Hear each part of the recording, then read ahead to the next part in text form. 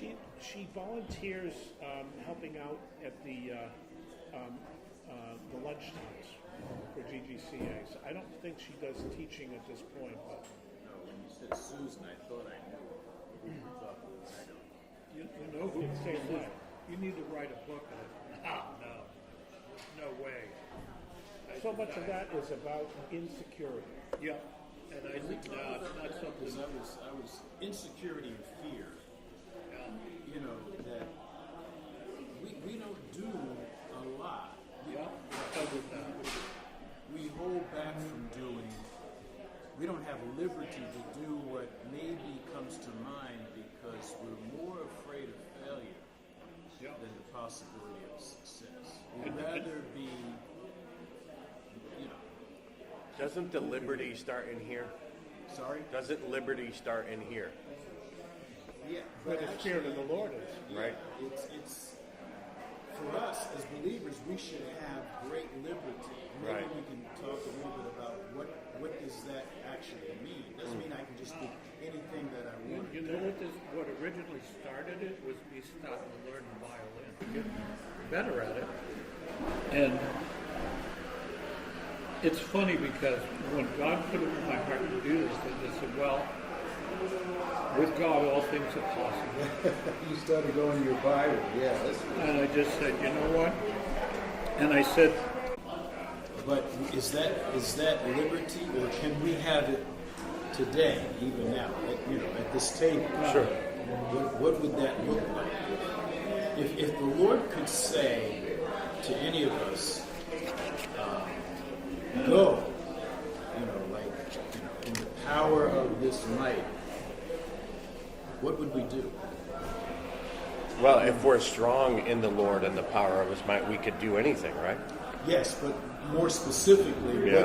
what would come to your mind, John? Start a church somewhere that doesn't have one. Start a church somewhere that doesn't have one.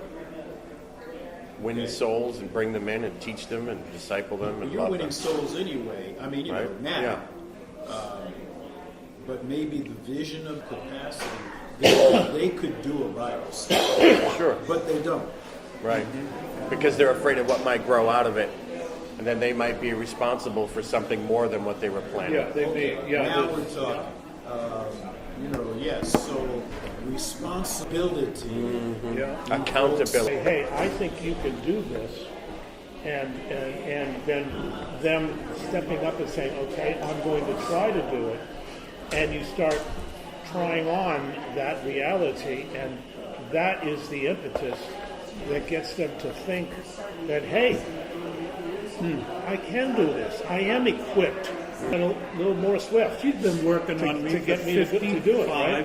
She's been working on me for 55 Well, years. what does that produce, I think, in people?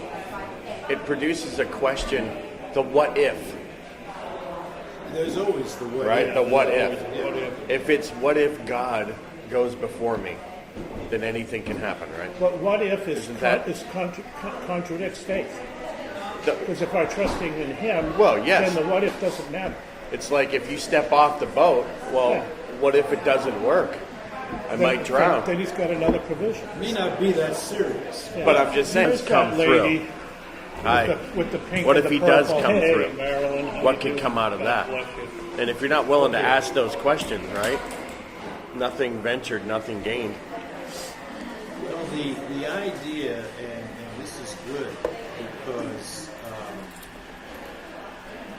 fundamentally, with us, we're not going. Right. Yeah. So, Go before us is what He said. yeah. Yeah. We Then don't the want cloud we don't want to came get ahead of you. But like if I think of the fact, that might be for Old Testament, but He's in us. So Yeah, wherever our feet touch too, He's But the idea that to define what would be the outcome and who would determine that to be success, Yeah, right. or failure. sure. Fundamentally, we are to walk by faith. So if that's, Well- then the results are up to God. The adventure is the part, isn't it? Though. Sorry? The adventure is the part. Let's try something. Let's try anything. Let's see what God does. Yeah. I think we've lost a lot of that adventure. By what yes, I agree. What stole my adventure? Oh, right. Well, obviously, probably failure. Hey, how are you? John, good to meet you. Hey, sir. Good to see you. Really well? It's So interesting. you're going to sit down here. I got to make a slight adjustment.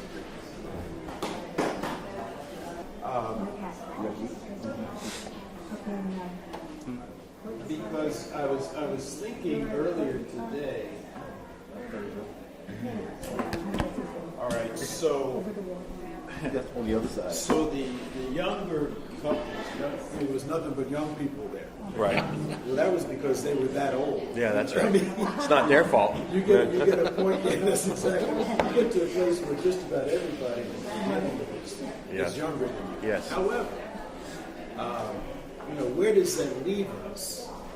Because there is a projection that comes from society that says, like we grew up where, at 65 you did what? Retire.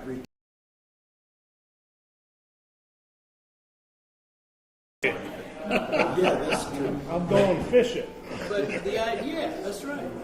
Like you ceased from your profession, your occupation, your whatever you want to do. Whatever you were doing X number of years, 20 years, 30 years, and you're looking for the gold watch. Now that concept is in us. I don't think it's in my son's frame of reference.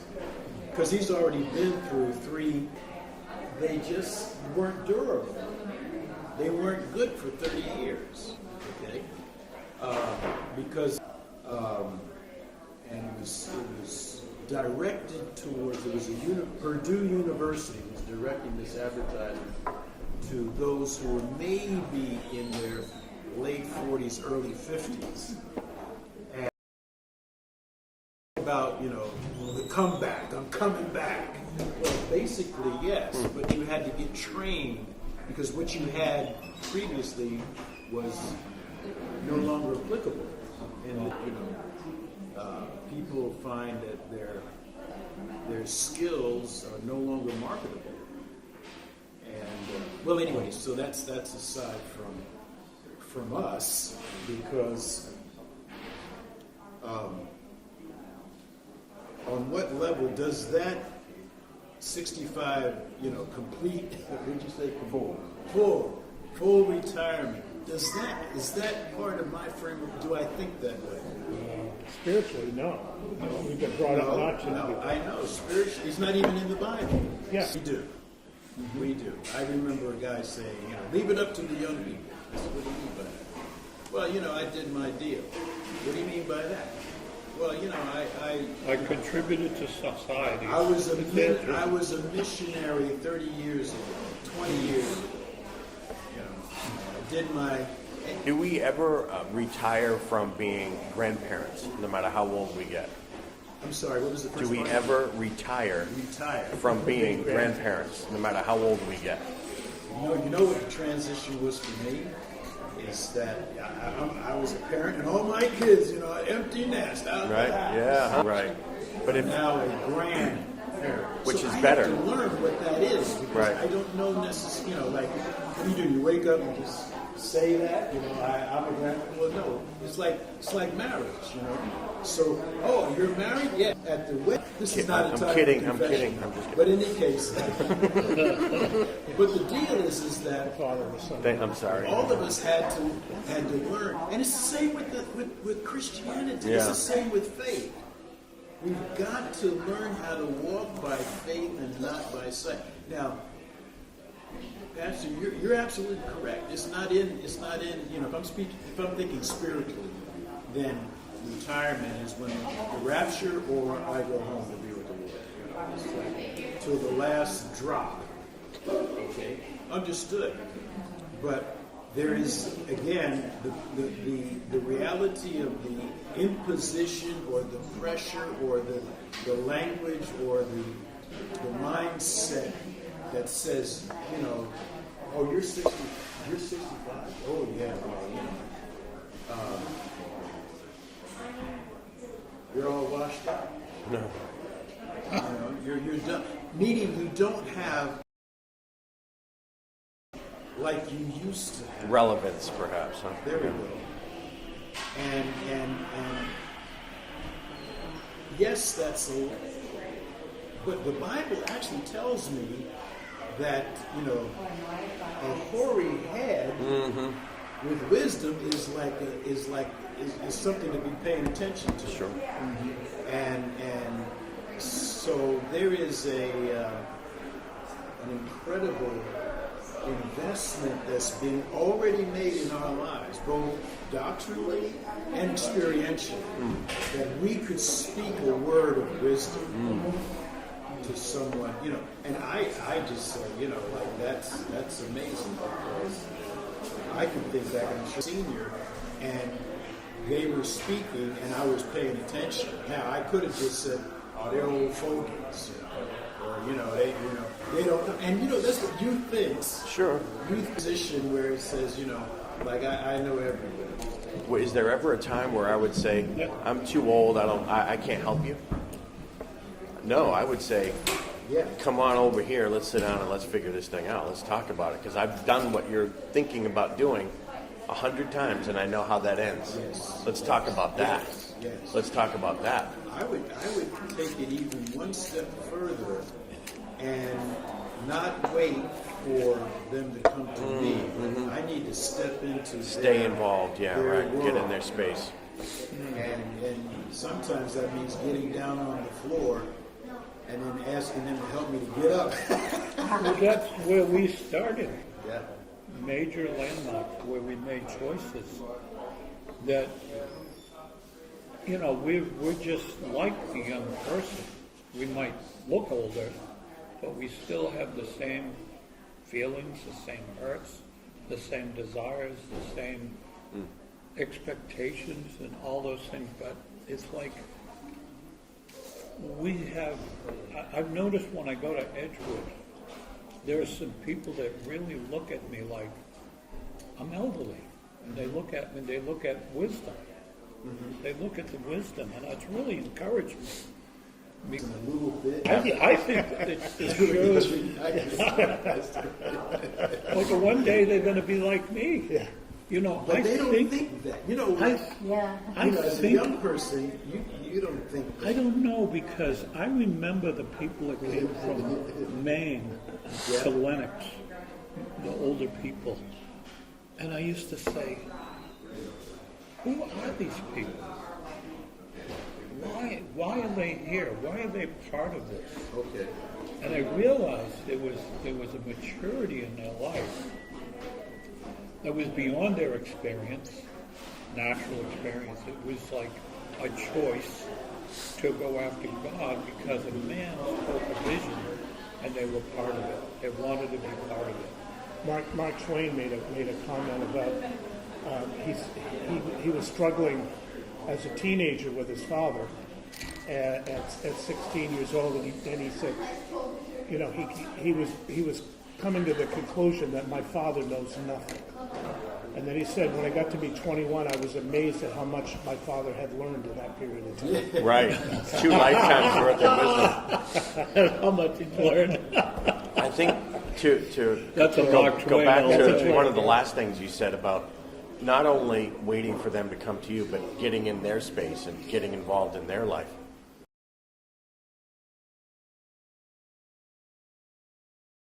What you're doing is you're speaking life into people, right? When you're doing it from a mature place, you're doing it from a spiritual place. You end up being the guy that they do come to when they get into trouble. So you really have to deposit into young people, whether you think they're listening or not. Right. I'm sitting here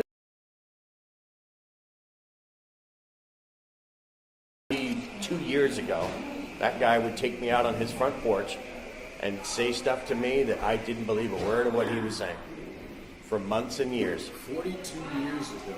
Sitting on his front porch, I was angrier than a hornet, and I hated the world, and I hated God, and I hated everything.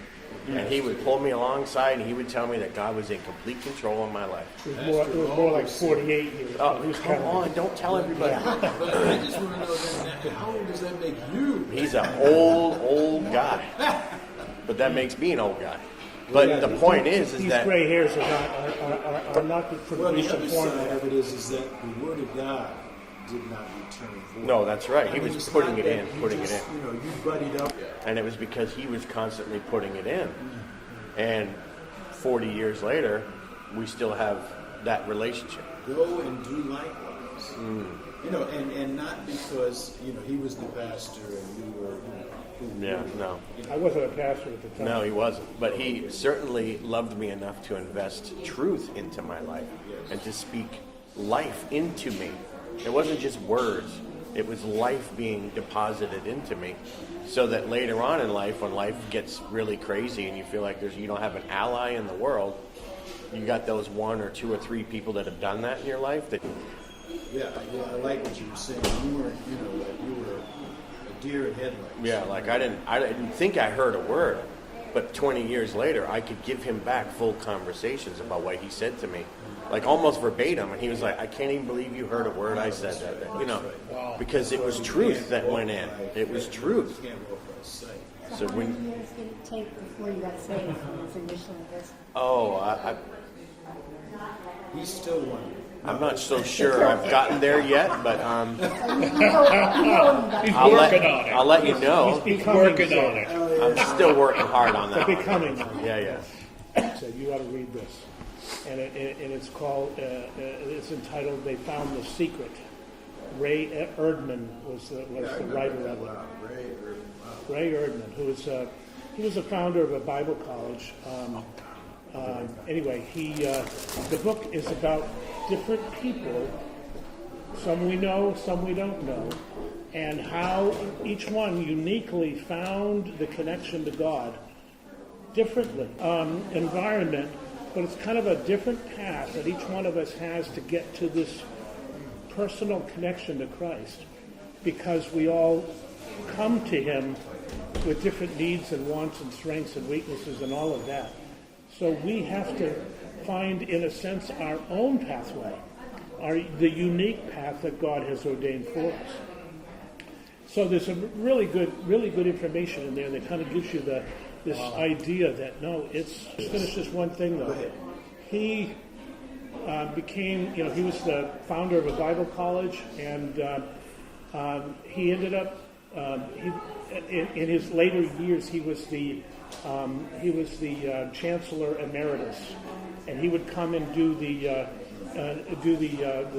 chapel services in the college, and he died while doing a chapel service for one of his for the Bible college students. I mean, he didn't take his boots off. He was serving right up till his last breath. And that's really what isn't it? Is finding that place where I am so passionate that God, what other people have done. I have my own unique way that I'm going to connect with God, and whatever legacy that God is going to use, it's going to be because I did it. I did it the way God ordained for me to do it. In Psalm 139, it says that I was fearfully made And wonderfully made. in the woman's womb.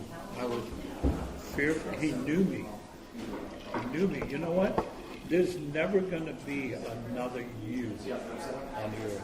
I couldn't handle Never the going to one be I got. another you. You one. I think that's why he said, no man leaves mothers, fathers, women, wives, lands, Yeah. that won't receive much more. He's talking about the mental thought of that it's about God and me, number one. And then I become a minister of God's grace. But I just think, can you imagine all the people we're going to see in heaven are all unique you. It's like, there's no one else like you. It's like poikilos, life I of... don't even understand that to the depth I'm saying it. It's like a revelation right now. It's growing. It's about, It's unfolding. It's unfolding. Yeah, I didn't know my father. I didn't either. I didn't know him at all. I mean, I didn't know your father and either. in my adult life, I was searching just to know who my father was, and just keep going through records, still searching. And my mother's deceased, and her friends knew my father, and I reached out to them. They helped. They were trying to help. Couldn't find him. But and I remember when my daughter was, my wife was pregnant with my daughter, and I wanted to be as much a part of the process as possible, and I wanted to learn about delivery and everything. There's a book called What to Expect When Expecting, and I'm looking for one for a man. Where's a book for a man? One to be a father. I'm searching all the bookstores, couldn't find anything. Came across one store, pamphlet like this: how to be a father. What to expect when expecting the woman. And I remember I ran to the scriptures, and there was this passage I wanted to share with you. A lot of times you're doing house blessings and Psalm 127. But I remember this one, in the hand of a warrior, the son born in one's youth, that we are to recognize the value of our children and to guide them. I learned that parenting, and now that my children are adults, I've learned parenting doesn't stop. Thank you. It just changes. I mean, they're not in your house. They're not, you're not wiping their nose. You're not cleaning them up and sending them out. Now you're parenting in a different way. You're parenting them in pain. That there's this succession of this heritage we all have in the Lord. That we're passing this on from one generation to the next. That's what's important. And this year, my son-in-law, we have a day a week. My son, we have a day a week and I'm finding in dialoguing with them the challenges that they are having, and there's an opportunity to share. But also they're blessing me in where they are and how they are handling life and negotiating relationships with. My son-in-law was just sharing his relationship with his dad and how estranged that is. And he's desiring to want more from that relationship. I'm loving this because this would not have been a discussion. It happened for we can pray about it and we can see God move and then talk about God's movement. So I'm glad that, and I know it sounds strange to say I'm glad about my past. Because sometimes you'll hear that, because of my past, I didn't have a father to upbringing. Now I'm somehow in my life who were parenting me, even though I didn't.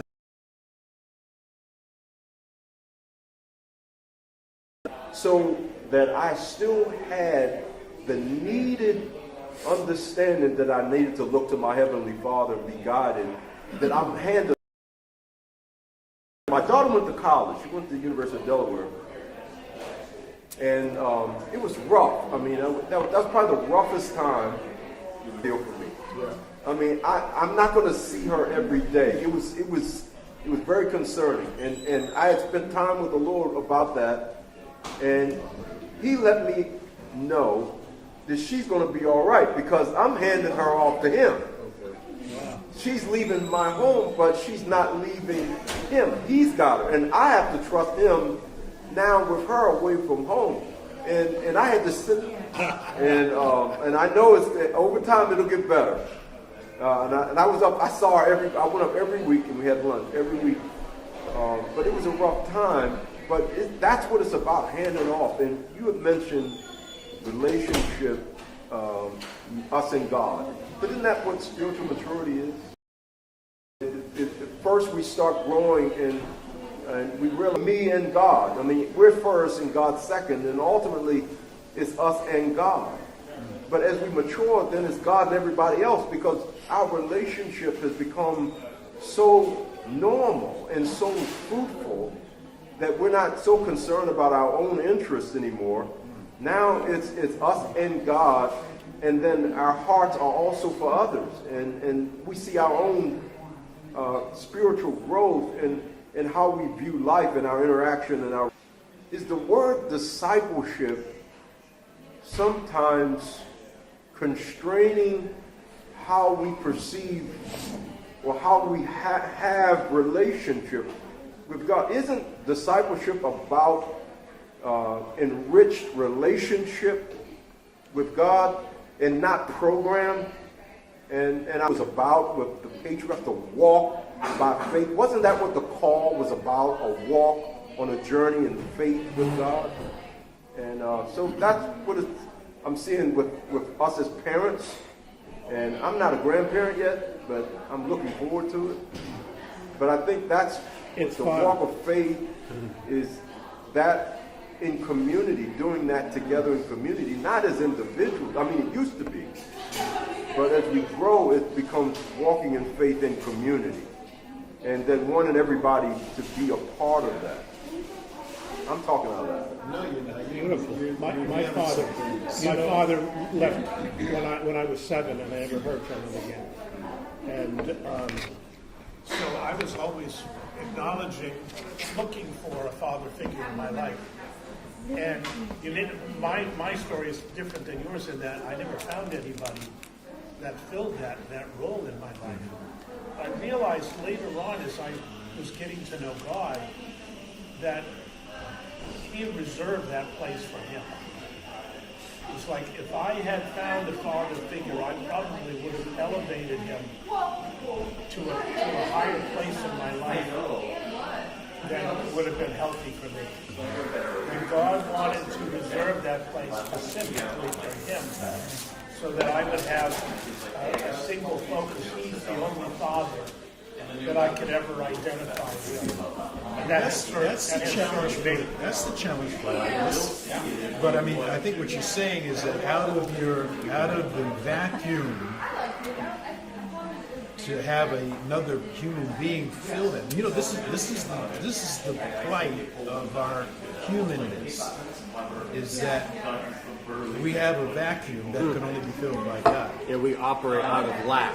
Yeah, and so now I'm looking to glom on to something that will fill that vacuum, and it's not going to be another human being. This is what you're saying, you know. So, because God created us to be relational first with Himself. And then these other relationships will have to get worked out on that basis, because if not, then I'm going to be you're my friend today and you're my enemy this afternoon. You know, it can fluctuate that much, and so then I get jaded and I say, the hell with people. You know, I'm just going to be on my own. sounds like menopause. Men in pause. You know, it's interesting. I've been through that twice already. One of the things I bring up when I go out soul winning, never had, and everybody can identify. My natural father, good father, was a secret alcoholic. He had his problems, but God is much more. And think of it, it was his father. That's right. That's a reverence. That's a first mention if I ever did hear one. That's like It was a rampage. it's the first mention. God was his father. God is. So he could identify with Jesus. The second act. Yeah. He said, if you know me, you know the Father. And